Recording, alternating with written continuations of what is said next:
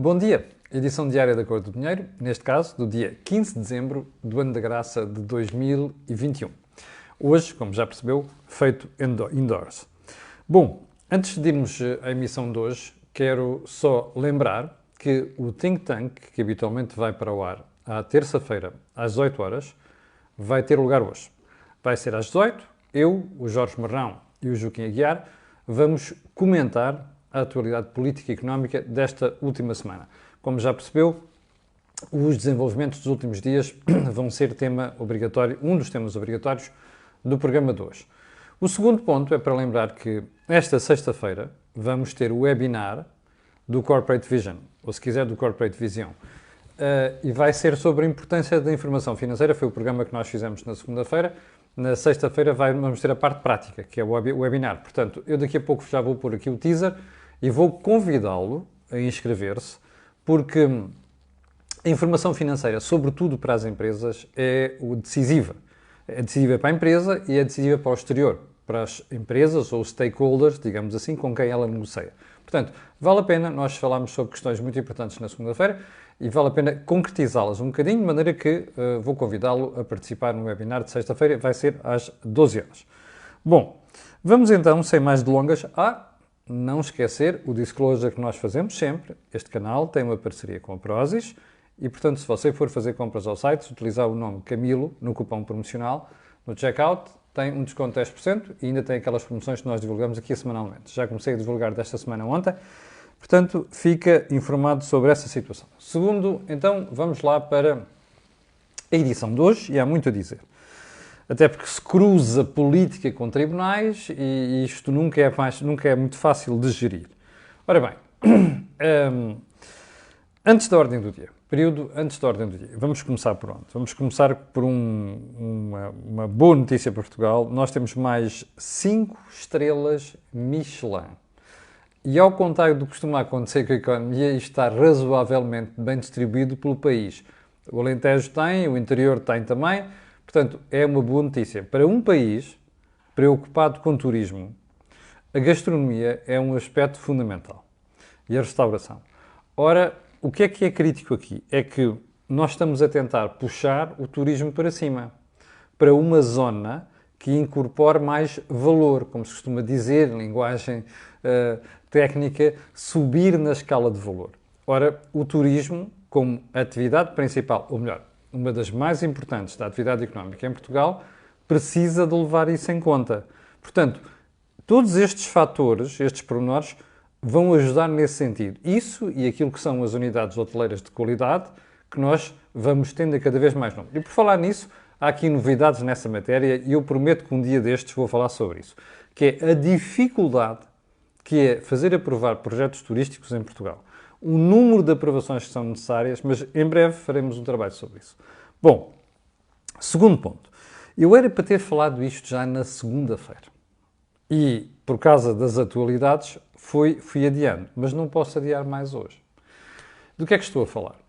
Da falsificação de certificados de vacinação e também testes à Covid-19. A informação foi-me passada na semana passada por várias pessoas e eu inicialmente duvidei. Tal é a gravidade do assunto. Não é só a existência de sites, é entre a malta nova que circula aí pelas zonas de lazer todas as noites. Há uns amiguinhos que andam a utilizar Photoshops e outros programas para essa publicidade para falsificar os testes com QR codes e tudo. Testes de vacinação e também certificados de vacinação. Em primeiro lugar, se alguns deles nos estão a ver, isto é crime. Em segundo lugar, eu já soube de situações de transmissão de vírus originadas por pessoas que andaram a utilizar certificados de teste e de vacinação falsos, reconhecidos pelos intervenientes. Pessoas que estiveram em certos sítios, alegadamente com gente que tinha teste negativo, falsificado, afinal estavam positivos. Portanto, é bom não esquecer isto. É crime. Eu gostava mesmo que as autoridades judiciárias fossem no alcance destas pessoas. E já agora fica o alerta para os pais, porque alguns miúdos que saem à noite estão-se a envolver com pessoas que estão a praticar crimes e, com isso, a espalhar o vírus. Bom, ponto seguinte. Onde é que a Omicron está a crescer mais? É curioso isto, não é? Então vamos lá. Reino Unido, Noruega, lá em cima, curioso, Noruega, e Dinamarca. Nos últimos dias temos-nos focado muito no Reino Unido, até pelos disparates do Sr. Johnson. Mas a verdade é que está a crescer muito nestes países. O que eu acho curioso nisto é que, normalmente, quando aparecem os primeiros sinais de que, por exemplo, no caso de Portugal e de Espanha, apareceram novas variantes, vêm logo restrições. Já lhe falei aqui na semana passada daquela idiotice, tontice mesmo à americana, de pôr Portugal na lista. Primeiro ponto. Segundo ponto. Bom, e também as restrições do Reino Unido. Eu sei que a tendência... Há uma coisa que nós podemos dizer, portugueses, de forma clara e inelutável, porque são fatos. Nós temos, como país, uma taxa de vacinação superior a todos os países da União Europeia. E seguramente mais de 15 pontos percentuais acima de Inglaterra. Ora bem, isto podemos dizer, mas não podemos dizer mais. Que eu tenho ouvido nos últimos dias pessoas assim, e tal, e nós não sei quantos estamos protegidos, o Reino Unido olha para aquilo, já está tudo a disparar. Eu quero recordar às pessoas para terem cautela. E se não quiserem ter cautela por natureza, pelo menos usem a memória. No ano passado, quando a variante Delta aqui chegou, e repare, foi o mesmo processo, a Inglaterra está a crescer mais, não sei quantos, e a malta andava a dizer que tinha 92 casos, já havia muita malta infectada em Portugal. Bem, eu tenho perguntado nos últimos dias se não será isso que está a acontecer, até pela forma como têm aparecido uma série de casos. Como sabe, estatisticamente e do ponto de vista factual, parece que estão confirmados 69 casos. Agora, nós não poderemos estar perante uma situação parecida com a que ocorreu ano passado? É uma pergunta que aqui fica. Bem, mas nem mais. Eu estava a pensar nisto ontem à noite como tema para o programa, aliás, como dos temas para o programa de hoje, e de repente, hoje de manhã, salvo erro, estava aqui a consultar jornais e dou aqui com uma notícia no público que diz assim: há uma tendência fortemente indicadora, entre aspas, de circulação comunitária da Omicron em Portugal. Diz o INSA. Não sou eu que diz, não é um curioso, não é uma brincadeira qualquer, é o INSA, como está bem o Instituto Nacional de Saúde. Ora bem, vale a pena pensar nisto antes de começarmos a apontar o dedo aos outros e a pensar que somos diferentes e que estas coisas de limitar fronteiras e fechar fronteiras estão a funcionar. Já agora, aproveito para dizer também às autoridades que andam a ser comidas. E vou-lhe dar um exemplo. Como sabe, fecharam-se os voos de Moçambique para Portugal. Mas o que é curioso, e que as pessoas que depois chegaram através de voos humanitários e de repatriamento foram sujeitas a severos testes e condicionamentos. Pois eu posso lhe dizer que houve pessoas que vieram de Moçambique por Angola, por Luanda, e como Luanda não está sujeita às mesmas restrições, apanharam o voo de Luanda para Lisboa, chegaram aqui e saíram tranquilamente. Há casos destes com a África do Sul? Não sei. Mas isto mostra-lhe como é que muitas vezes as autoridades passam-lhes ao lado. Pronto, mas isto eu sei, ok? É um caso concreto. Ponto seguinte. Ponto seguinte nada. Ponto seguinte, vamos para os temas de hoje. Temas importantes. E para constatar, como sabe, vocês já falámos aqui ad nauseam da linha circular do metro de Lisboa. E no âmbito dos trabalhos dessa linha, a metro de Lisboa, sem ai nem ui, resolveu dizer a uma série de pessoas por onde passa o metro, lá por baixo, onde parece que há problemas, neste metro vão parecer problemas, que vão ter que deixar as casas durante uma série de dias para se poder fazer testes e perceber se alguma coisa do ponto de vista estrutural foi afetada. Bom, isto é deplorável. Primeiro, as pessoas têm que ter tempo para serem informadas destas coisas. Segundo lugar, pelos vistos, prometeram que a segurança era total a fazer este tipo de obras e, afinal, nós estamos a ver que isto vai ter problemas. Aliás, estava-se mesmo a ver no subsolo de Lisboa e na região que é, no sítio que não houvesse problemas. O problema aqui é a forma como a empresa se porta. Percebe? O assunto parece que já foi à Câmara de Lisboa. E eu acho bem que as pessoas não só protestem, como isto seja levado mais adiante. Porque não é forma de tratar pessoas e famílias. Segundo ponto. Não sei se você reparou ontem, porque já estamos naquele circo mediático à volta de João Rendeiro, mas ontem no tribunal, quando João Rendeiro se levantou, ele deliberadamente dirigiu-se aos jornalistas portugueses e disse: "Eu não vou voltar para Portugal." É uma declaração estranha. Bom, olhando para a personalidade de João Rendeiro, que é uma coisa que eu faço e que faço aqui muitas vezes, porque é muito importante nós percebermos a personalidade das pessoas para interpretar certos gestos, isto não me admira.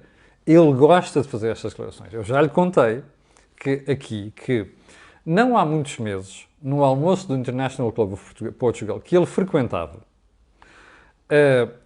uma vez no intervalo, aliás, durante o almoço, eu dirigi-me cá fora, estava a fazer um telefonema e apareceu João Rendeiro. Para já fez-me sempre a impressão como é que um indivíduo daqueles, com aquelas acusações todas, estava presente naquele almoço. Mas enfim.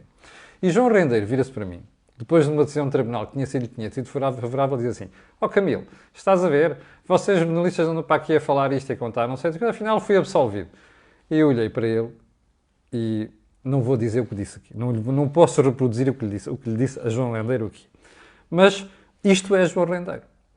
Isto é hábito nele. Faz parte da estrutura psicológica de João Rendeiro fazer isto. Que é estilo: "Pá, eu vou-te mostrar que eu sou muito bom, vou-te mostrar que eu dou a volta por cima e não sei das quantas." Bem, primeira pergunta. João Rendeiro terá dito aquilo num destes seus acessos de "epá, eu quero posse e mando." Ou outra coisa pior que eu não posso dizer aqui. Ou terá dito isto porque já estava a preparar uma defesa sustentada nos tribunais sul-africanos, ou melhor, no ordenamento jurídico sul-africano há meses. Porque, como sabe, a advogada que o está a representar já estava a trabalhar para ele há 3 meses. Eu não sei. Mas há uma coisa que eu sei. Este triunfalismo a que nós assistimos nos últimos dias por parte da justiça portuguesa, nomeadamente por parte da Polícia Judiciária, eu temperava isto, se estivesse no lugar deles. Porque foi coisa como "epá, ganhámos" e não sei das quantas com que andaram a fazer, isto pode correr mal. E é bom pensar que o João Rendeiro não é estúpido, e não é, e eu, como digo, conheço desde que eu era estagiário no jornalismo de economia, e já lá vão 33 ou 34 anos, ele não é estúpido, ok? Bom, aguardemos. Vamos então ao assunto principal de hoje, que é Manuel Pinho e a sua detenção. Primeiro ponto. Eu continuo a ouvir dizer que esta história da detenção de Manuel Pinho tem a ver com as rendas excessivas, não sei quantos, na EDP. Primeiro ponto, já lhe expliquei aqui de milhares de vezes. Não há nada de rendas excessivas. O Estado criou um esquema. O Estado, titulado por um primeiro-ministro chamado António Guterres, no final dos anos 90, criou um esquema que permitiu engordar a EDP. Ok? O Estado vendeu isso. Vendeu a EDP. E vendeu a EDP caríssima à conta disso. Portanto, o Estado, os contribuintes, beneficiaram disso. O que está a acontecer é que agora alguém engordou a galinha, vendeu-a e agora está a dizer que é de volta. Isto não pode acontecer. Não há nada de rendas excessivas. É o chamada treta. Conversa da treta. Ok? Pronto. Mas eu estou convencido que todo este processo em tribunal relativo a rendas excessivas vai dar zero. Zero. E se eu me enganar, pedirei aqui desculpa de baraço ao pescoço. Primeiro esclarecimento. Segundo esclarecimento. Porquê é que Manuel Pinho está a braços com a Justiça? Está a braços com a Justiça, essencialmente, porque foi trabalhar para um governo, era funcionário do Grupo Espírito Santo e continuou a receber dinheiro por fora. Dinheiro esse que foi parar a offshores. Este é o problema com Manuel Pinho. Porque isto é crime, percebe? Isto é crime. Se o Ministério Público conseguir provar isto, a relação entre uma coisa e outra, isto é crime. Bom, se no âmbito do Governo andou a fazer fretes a Ricardo Salgado, eu não sei. A Justiça diz que sim. Se provar isso, é crime. Mas atenção, vamos lá separar isto da conversa sobre rendas excessivas. Bem, agora, a questão é esta. Manuel Pinho está arguido desde 2018, salvo erro. É-lhe imputadas uma série de acusações. Ouvimos ontem o advogado, nós não sabemos, porque não estamos de lá por dentro, não conhecemos o processo por dentro. Ouvimos o advogado dizer assim, ele deu as mesmas respostas que deu da outra vez. Mas, porquê é que fez isso? Porque as acusações são as mesmas. Ora, nós tínhamos ouvido aqui há umas semanas dizer que afinal não, havia mais 600 e não sei quantos factos novos. Eu não sei. Não faço ideia. Não estou por dentro do processo. Pode ser o advogado a dizer para safar Manuel Pinho, mas pode ser outra coisa. Pode ser que, de facto, na substância, não haja uma alteração grande. Mas se for assim, então o que é que mudou? Porquê é que Manuel Pinho não foi detido da última vez? Porquê é que Manuel Pinho não foi detido há mais tempo? Não é? Mais. A pergunta que eu tenho para fazer é porque é que ele ficou detido naquelas instalações ali da Polícia de Segurança Pública em Moscavide. Eu suspeito que a razão pode ser uma, muito simples. O Ministério Público quer aplicar a Manuel Pinho umas medidas de coação mais gravosas, para já ele está sujeito a termo de identidade e residência. Ou seja, com alguma certeza, posso lhe dizer isto, il mio naso diz-me que alguém no Ministério Público quer aplicar qualquer coisa muito grave ao Manuel Pinho. Você perguntará, o quê? É muito simples, prisão preventiva. Eu suspeito que é isto. Estou enganado? Não faço ideia. Iremos saber hoje ou amanhã. Mas esta é que para mim é a investigação. Agora, a questão é esta. O que é que aconteceu entre um momento e o outro para nós agora estarmos perante uma acusação tão grave? E perante uma decisão tão grave, que é deter e eventualmente ficar em prisão preventiva. Já agora, a sua mulher foi-lhe retirado o tal mandato, não sei das quantas de captura, parece que existia. Bem, qual é a razão? O juiz mudou? Pode haver aí uma justificação. Mas pode haver outra. Nós estamos num tempo de justicialismo, como você já percebeu. Ora, a ministra faz um splash do caraças, só os analistas é que não percebem, inclusive Marcos Mendes. Né? Ontem disseram-me assim, você foi injusto, foi criticar o Rui Rio, vá lá ver, eu digo Marcos Mendes. Eu fui ver. De facto, estupidez. Acho que o Marcos Mendes vai fazer fretes. Fui ver outra vez o programa ontem, porque ontem voltaram-me a acusar e eu deixa-me, posso estar enganado. Fui ver. Marcos Mendes às vezes anda com as viseiras à frente dos olhos. Mas enfim, atenção a isto. Toda a gente da Justiça, a ministra por aqui abaixo, anda a fazer show-offs. E já lhe disse aqui, Luís Neves, diretor-geral nacional da Polícia Judiciária, fez um show-off. Não devia ter feito. Isto é diferente das críticas de Rio, que já vou a seguir, porque o Rio deu uma entrevista à RTP ontem, mais um erro, mais um erro. Mas enfim. O problema é que nós estamos numa época de justicialismo. Nós estamos a precisar, nós não, eu não tenho nada a ver com isso. Os stakeholders da justiça estão a precisar de mostrar ao país que isto mudou. Primeiro a ministra a falar em meios, não sei o quê. Não faltam meios, a dar conselhos à malta. Depois o senhor da PJ vem para a televisão dizer não, agora não há razão nenhuma para isto, para queixas, porque nós temos meios e tal. Eles querem mostrar que isto está a mudar. O juiz Carlos Alexandre está neste grupo? Não sei. Agora, se for verdade aquilo que o advogado de Manuel Pinho disse ontem, e atenção, eu não estou a defender Manuel Pinho. Manuel Pinho, também é outra pessoa que eu conheço desde que é estagiário de Economia, jornalismo de Economia, Manuel Pinho, se provar que recebeu aquele dinheiro do Grupo Espírito Santo quando estava no governo e se fez fretes ao governo, isto é crime. Ponto. Agora, é bom que nós não sejamos estúpidos, não é? Porque a pergunta que há a fazer é, não é estranho isto tudo a acontecer agora? Para mim é. É que é tudo em umas a seguir às outras, está a ver? E já agora vai haver um aproveitamento disto, chama-se governo. Isso é outra história. Bom, agora vamos à entrevista do Rui Rio, na RTP. Sobre Manuel Pinho. Aguardemos mais umas horas, ou mais uns dias, que é para a gente ver se está enganado naquela suspeita de que eles querem aplicar uma medida de coação mais gravosa. E já agora, eu não sei se depois no recurso de tudo isto não volta para trás. Mas enfim, isso é fazer futurologia e eu não gosto de fazer futurologia. Vamos à entrevista da RTP. Primeiro, perder quase 10 minutos a falar do tweet que ele fez no fim de semana.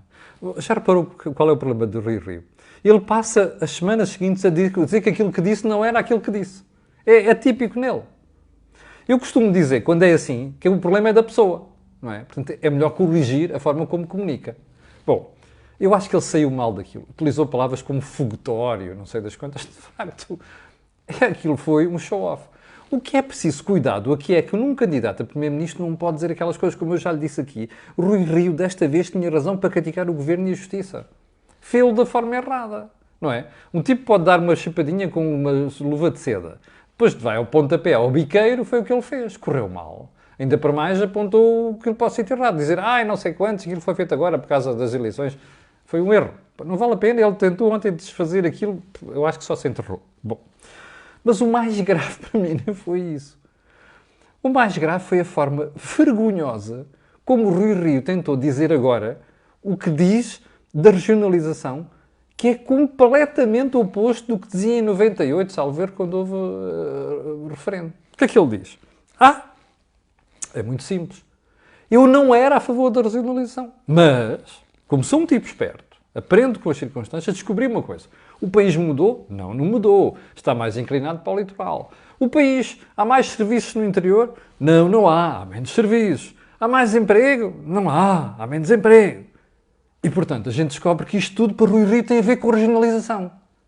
Meu amigo, vá dar uma volta ao Bilhar Grande. Eu não vou votar em si. Percebe? Com estes disparates, Rui Rio, eu não vou votar em si. E vou-lhe dizer mais à frente porque é que não vou votar em si. Mas esta é uma razão. O senhor só diz disparates. Percebe? Bom, como mostrou a Troika, quando mandou fechar tribunais no interior, havia processos de 1 por dia. Explique-me lá, ao Sr. Rui Rio, porque é que cada vez tribunais no interior quando há um processo por dia? Está-se a pagar juízes, tribunais e tudo para ter isto? Isto é uma estupidez, Dr. Rui Rio. É um disparate. O senhor não sabe o que diz. O senhor muda de opinião e utiliza justificações estúpidas, estapafúrdias. Bom, isto é Rui Rio. Rui Rio mudou de opinião. Ponto.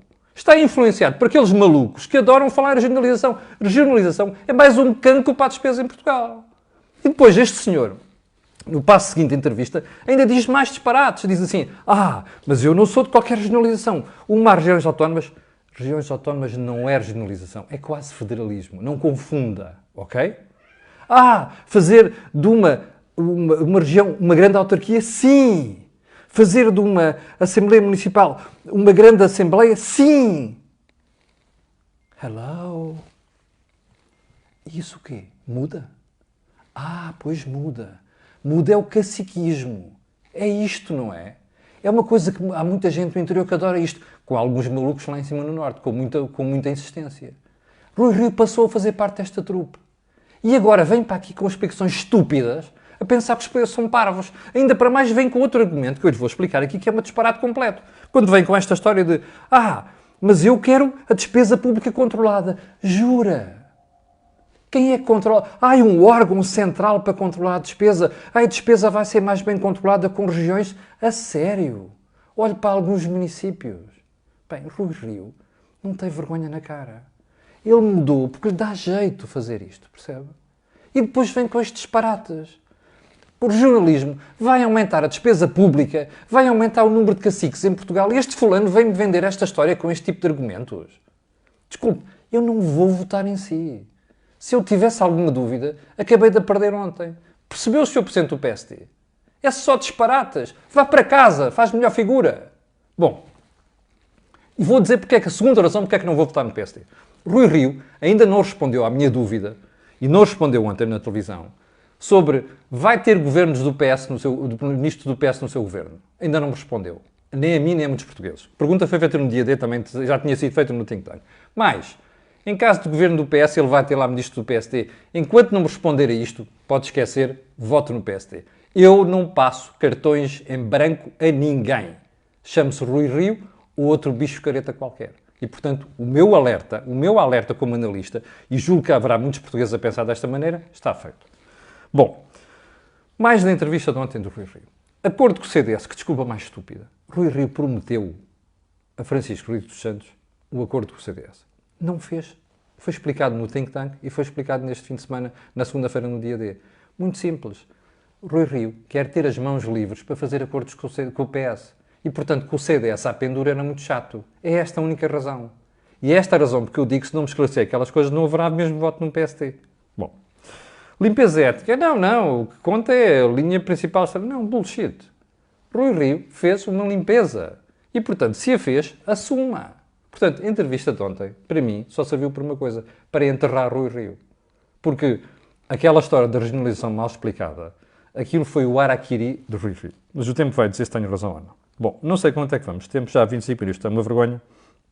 Eu tinha aqui duas coisas ainda. O BCE, que agora diz que acredita que a inflação vai cair abaixo de 2% em 2023, já não é 2022, vamos lá ver se se entende. Daqui a uns meses diziam assim, os preços vão picar, no princípio de 2022. E a partir daí vem assim, 2022. Agora já é 2023. Dear Barbie, go home, ok? Go home. You're not fit for that, ok? O senhor não tem jeito nenhum para aquilo. Malta do PCE, mandem aquela senhora para casa, ponham lá alguém competente à frente daquilo. Mas eu tinha aqui umas coisas muito sérias para falar sobre Pedro Nuno Santos e a TAP. Mas como não vamos ter tempo, eu vou pedir desculpa, mas eu juro-lhe que amanhã vou falar de Pedro Nuno Santos. TAP e comboios. Porque o que ele disse da TAP vai precisar de uma série de perguntas e o que ele disse sobre os comboios é gravíssimo. Mas eu juro-lhe que amanhã isto não passa. Chegamos ao final do programa de hoje. Não se esqueça, 18 horas, Think Tank e Mabo, amanhã às 8 da manhã. Obrigado. Quero pedir às 7.500 pessoas que estavam em direto há bocadinho e a outras que vão ver, aquilo que peço sempre. Colocarem um gosto e fazerem partilha nas redes sociais, porque aquilo que você ouve aqui não ouve em mais sítio nenhum. Obrigado, com licença e até lá.